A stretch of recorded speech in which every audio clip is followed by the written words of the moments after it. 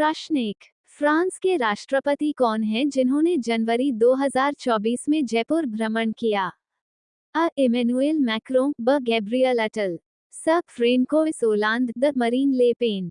उत्तर: Emmanuel Macron. प्रधानमंत्री नरेंद्र मोदी ने जयपुर में फ्रांस के राष्ट्रपति इमैनुएल मैक्रों के साथ द्विपक्षीय बैठक की।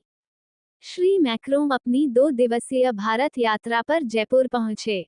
श्री मैक्रों नई दिल्ली में गणतंत्र दिवस समारोह में मुख्य अतिथि थे। उन्होंने ऐतिहासिक आमेर किला का भी दौरा किया और स्कूली विद्यार्थियों, पर्यटकों और विभिन्न कलाओं से जुड़े कारीगरों से बातचीत की। जंतर मंतर भी गए, जहां प्रधानमंत्री मोदी ने उनका स्वागत किया। श्री मोदी और श्री मैक्रोन ने जंतर मंतर से सांगानेरी गेट तक एक संयुक्त रोड शो में भाग लिया।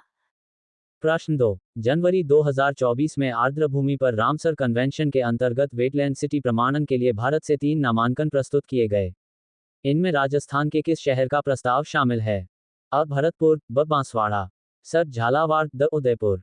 उत्तर: उदयपुर। पर्यावरण, वन और जलवायु परिवर्तन मंत्रालय ने इंदौर, मध्य प्रदेश, भोपाल, मध्य प्रदेश और उदयपुर, राजस्थान शहरों के लिए आर्द्रभूमि पर रामसर कन्वेंशन के अंतर्गत वेटलैंड सिटी प्रमाणन WCA के लिए भारत से 3 नामांकन प्रस्तुत किए हैं।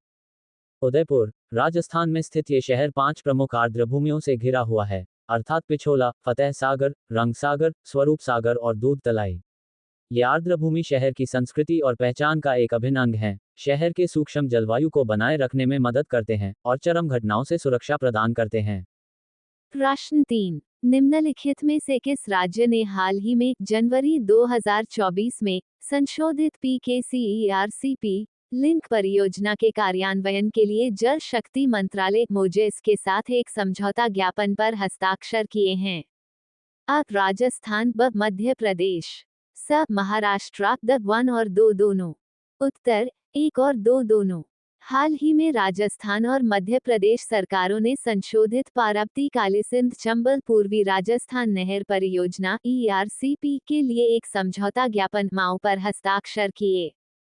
माओ राजस्थान के 13 जिलों में पेयजल और सिंचाई की उपलब्धता का मार्ग प्रशस्त करेगा तथा क्षेत्र की आर्थिक स्थिति को बदलने में भी बड़ी भूमिका निभाएगा।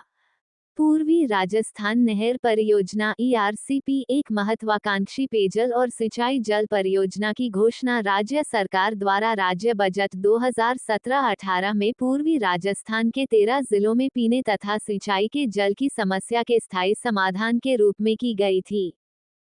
प्रश्न 4। हाल ही में सदा तनसीक संयुक्त सैन्य अभ्यास राजस्थान में भारत और किस देश के मध्य शुरू हुआ है? अ. फ्रांस, ब. सिंगापुर, स. सऊदी अरब, द. जापान। उत्तर: सऊदी अरब। भारत और सऊदी अरब का संयुक्त सैन्य अभ्यास सदा तनसीक का प्रारंभिक संस्करण राजस्थान के बीकानेर जिले के महाजन में शुरू हुआ। यह अभ्यास 29 जनवरी से शुरू होकर 10 फरवरी 2024 तक संचालित होने वाला है। 45 रक्षा कर्मियों वाले सऊदी अरब के सैन्य दल का नेतृत्व रॉयल सऊदी लैंड फोर्सेस द्वारा किया जा रहा है। भारतीय सेना की टुकड़ी में भी 45 सैन्यकर्मी शामिल हैं, जिनका प्रतिनिधित्व brigade of the guys mechanised infantry की एक बटालियन द्वारा किया जा रहा है। इस संयुक्त अभ्यास का उद्देश्य संयुक्त राष्ट्र चार्टर के अध्याय 7 के तहत अर्ध रेगिस्तानी इलाके में संयुक्त अभियानों के लिए दोनों देशों के सैनिकों को प्रशिक्षित करना है। प्रश्न 5। उस पेमेंट्स बैंक का नाम बताएं जिसने हाल ही में जनवरी 2024 में ग्रामीण राजस्थान के वित्तीय परिदृश्य को बदलने के लिए हिंदुस्तान जिंक लिमिटेड HZL के साथ एक समझौता ज्ञापन पर हस्ताक्षर किए हैं? अ. फिनो पेमेंट्स बैंक, ब. इंडिया पोस्ट पेमेंट्स बैंक, स. Paytm payments bank, the. Jio payment bank. Uttar: India post payments bank. India post payments bank IPPB और हिंदुस्तान जिंक लिमिटेड HZL ने ग्रामीण राजस्थान के वित्तीय परिदृश्य को बदलने के लिए एक समझौता ज्ञापन MOU पर हस्ताक्षर किए हैं।